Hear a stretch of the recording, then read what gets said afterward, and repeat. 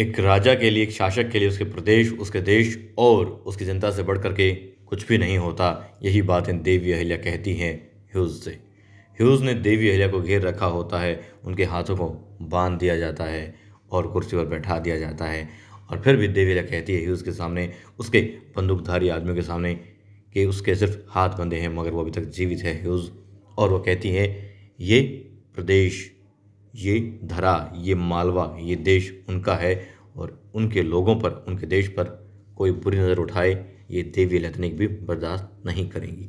फिर वो कहता है देखो अहिल्या, तुम अब भी इस तरीके की बातें कर रही हो जबकि तुम बंधी हुई हो। और फिर वो कहता है यदि ये देश तुम्हारा है, ये मालवा तुम्हारा है, तो फिर ये क्या है? दस्तावेज दिखाता है और कहता है ये क्या है?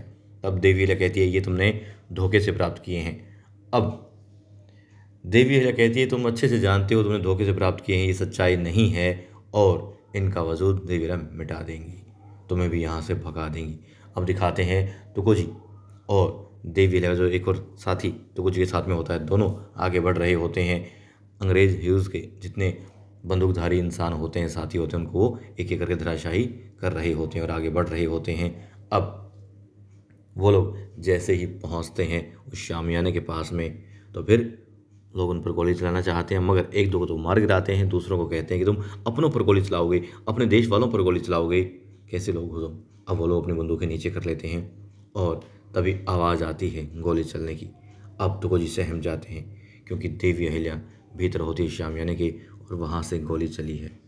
अब दिखाते हैं महल में भी, महल में क्या हो रहा होता है।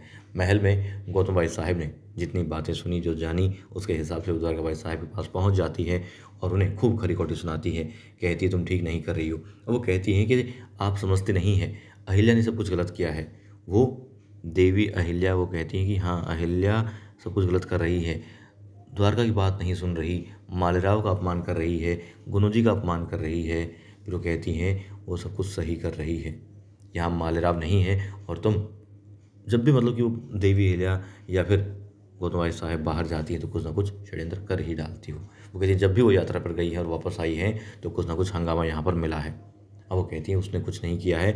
और गुरु जी का अपमान, वो कहती है देखिए गुरु जी के विषय में द्वारका बाई को बताती हैं गौतम भाई साहब बड़े अच्छे से कि देवी अहिल्या और जी हाँ गौतम भाई साहब के विचार बिल्कुल एक हैं। फिर वो कहती है अब आप पक्षपात कर रही हैं, अब आप सिर्फ एक तरफ से सोच रही हैं, आप फ़र्क कर रही हैं। अब द्वारका भाई साहब से कहती है गौतम भाई साहब के फ़र्क सिर्फ ये है कि वो यानी गौतम भाई साहब देश के लिए सोचती हैं, अपनों के लिए सोचती हैं और द्वारका तुम सिर्फ और सिर्फ खुद के लिए सोचती हो, अपने निजी संबंधों के बारे में सोचती हो और तुम्हारा छोटा छोटा स्वार्थ, तुम्हारा निजी स्वार्थ ले डूबेगा सबको। मालवा के लिए भी ये नुकसानदायक ही होगा।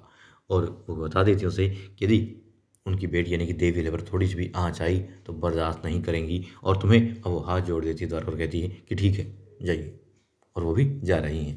और यहाँ पर द्वारका भाई साहब को समझा देती हैं वो कि तुम्हारे इन्हीं, सिर्फ इन्हीं उद्देश्यों की वजह से, तुम्हारी इन्हीं लालसाओं की वजह से गौतम भाई साहब बड़ी रानी है और तुम मंजली। अब वो हाथ जोड़ कर द्वारका वहाँ से चली जाती हैं और वहाँ दिखाते हैं देवी अहिल्या उसके सामने होती हैं, ह्यूज़ के सामने। और अब ह्यूज़ क्योंकि गोली चला चुका होता है, लेकिन ये गोली वो देवी अहिल्या को डराने के लिए चलाता है और देवी अहिल्या ना तो नज़रें झुकाती हैं, ना ही आंखों में डर लाती हैं। और अब ह्यूज़ कहता है कि रानी साहिबा आप डरी नहीं, लेकिन यदि आप नहीं डरेंगी तो फिर ये बेचारा ह्यूज़ डर जाएगा और इसे खुद को जीवित रखने के लिए देवी अहिल्या को मारना ही पड़ेगा। अब जो सैनिक होते हैं, जो सहायक होते हैं इस ह्यूज़ के, वो भी डर जाते हैं और वो भी नहीं चाहते हैं कि देवी अहिल्या को कुछ हो। लेकिन अब जो उसका अधिकारी होता है वो तो अधिकारी ही होता है। अब जैसे ही वो कहता है कि देवी अहिल्या मैं तुम्हें मार डालूंगा और गोली चलाने को होता है तो कुछ अंदर आ जाते हैं और ह्यूज़ को गिरा देते हैं, उसके आदमियों पर भी जी हाँ हमला कर देते हैं। लेकिन क्योंकि वो लोग सिर्फ दो होते हैं, देवी अहिल्या भी अपने हाथों को खोल लेती हैं, जो कि पहले से प्रयास कर रही होती हैं रस्सियों को खोलने का बैठी बैठी कुर्सी पर, और अब ह्यूज़ को वो गिरा देती हैं, बंदूक उस पर तान देती हैं। लेकिन इससे पहले कुछ जो दो सैनिक बचे हुए थे वो जैसे ही देवी अहिल्या फिर तो कुछ पर गन उठाने को होते हैं, चलाने को होते हैं, जो सहायक होता है, जो सदैव साथ रहा है, द्विभाषी भी होता है, वो इंसान उनको इशारा करता है कि नहीं गोली नहीं चलानी, मालवा के लोगों पर गोली नहीं चलानी, रानी और तुकोजी पर गोली नहीं चलानी।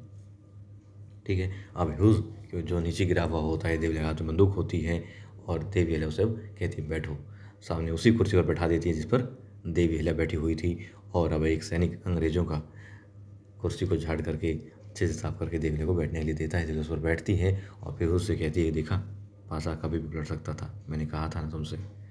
और अब देवी अहिल्या से समझा रही होती है देश क्या होता है और आतिथ्य क्या होता है, सम्मान क्या होता है, लोग क्या होते हैं, प्रजा क्या होती है, भाव क्या होते हैं। देवी अहिल्या कहती है कि तुम तकनीक लेकर के आई हो, उसका वो सम्मान करते हैं। मल्हार राव सूबेदार जी सम्मान करते हैं, वो चाहते हैं तकनीकें आए, बदलाव हो, विकास हो, लेकिन तुम्हारी तरह अपने लोगों पर कोड़े बरसाकर उन्हें परेशान कर कर नहीं, ऐसा नहीं। ठीक है, अब वहाँ दिखाते हैं महल में ये खबर पहुँच चुकी होती है, देवी अहिल्या जीत चुकी हैं, ह्यूज़ को उन्होंने बंदी बना लिया है गुनु जी तक।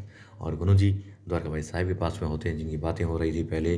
वो कहते हैं, गुनु जी चालाकी करते हैं कि सासू भाई आप मेरे लिए मत लड़ा करें, आप मेरे लिए इतनी चिंतित मत हो, जो किस्मत में होगा, जो भाग्य में होगा, मिल जाएगा। फिर वो कहते हैं कुछ करना तो होगा। अब तभी आता है वो इंसान और बताता है गुनु जी से कि देवी अहिल्या ने अंग्रेजों पर विजय प्राप्त कर ली है। अब दोनों हैरान हो जाते हैं, सीता भी हैरान हो जाती है कि आखिर ऐसा कैसे हो सकता है। द्वारका और गुनु जी कहते हैं, देवी अहिल्या ने इतने बड़े बड़े दुष्टों को हरा दिया, इन अंग्रेजों जिस पर जो पूरे भारत पर कब्जा करने को हुए हैं, ना जाने बड़े बड़े कितने राजाओं को हरा करके आए हैं, उनको भी हरा दिया। देवी अहिल्या आखिर किस मिट्टी से बनी है, कैसे हरा सकते हैं उसे। अब द्वारका कहती है कि हरा सकते हैं, जब माँ जीत रही होगी तो रानी पर वार करेंगे, जब रानी जीत रही होगी तो माँ पर वार करेंगे, और बस हमें तरीका बदलना होगा, जीत तो हमारी ही होगी, हमें अपने ख्वाबों को नहीं छोड़ना है। और वहाँ पर देवी अहिल्या नहीं छोड़ना चाहती ह्यूज़ को।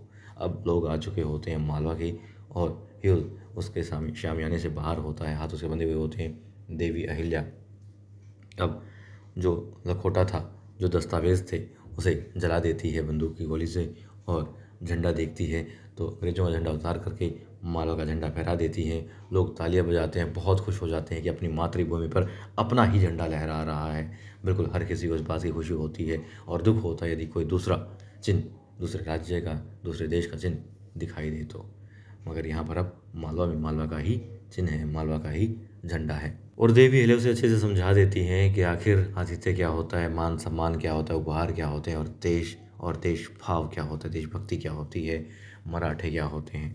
लेकिन देवी अहिल्या कहती हैं, जब वो कहता है उसे बख्श दो, देवी अहिल्या कहती हैं हाँ बख्शूंगी तुम्हें, लेकिन पूरे भारत के लोग ये जान जाएं, और जो भारत पर हमला करना चाहते हैं, उसे कब्जे में लेना चाहते हैं, उस पर बुरी नज़र रखते हैं, वो लोग भी समझ जाएं कि ऐसे नियत रखने वालों का क्या हश्र करते हैं वो लोग, जो कि अपनी मातृभूमि को अपनी माँ मानते हैं, इसके लिए अपना सर्वस्व न्यौछावर करने के लिए तैयार रहते हैं।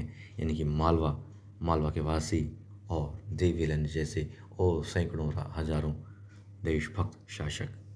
अब वो कहती हैं इसके लिए तुम्हें ये करना होगा, मैं तुम्हें बख्श दूंगी, अपने घुटने टेको और नाक रगड़ो। अब ह्यूज़ वैसा ही करता है, देवी अहिल्या की बात को मानता है, स्वीकार करता है, घुटने टेक देता है, नाक जो है रगड़ लेता है, और कहता है कि उसे बख्श दो, जाने दो जीवित यहाँ से।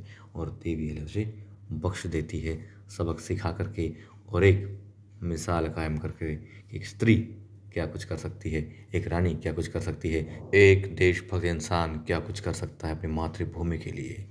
और दोस्तों आने वाले एपिसोड में हम यही देखेंगे देवी अहिल्या किस तरीके से फिर से नई चुनौतियों का सामना करेंगी और उनमें विजय प्राप्त करेंगी। और दोस्तों जैसे आज हमने देखा देवी अहिल्या ने विजय प्राप्त की है इन अंग्रेजों पर, इन दुरात्माओं पर, ठीक उसी तरीके से आप सब लोग भी, जो भी आप सबके सामने समस्याएं आएँ, आप उस पर विजय प्राप्त करें, उसे सीढ़ी बना करके आगे बढ़ते जाएं। इन्हीं कामनाओं के साथ में शुभ रात्रि।